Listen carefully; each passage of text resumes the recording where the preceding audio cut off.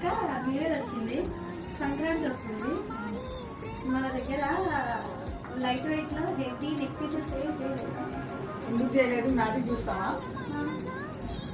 కళ్ళు మూసుకో స్వప్న ఒకసారి. Open your ice.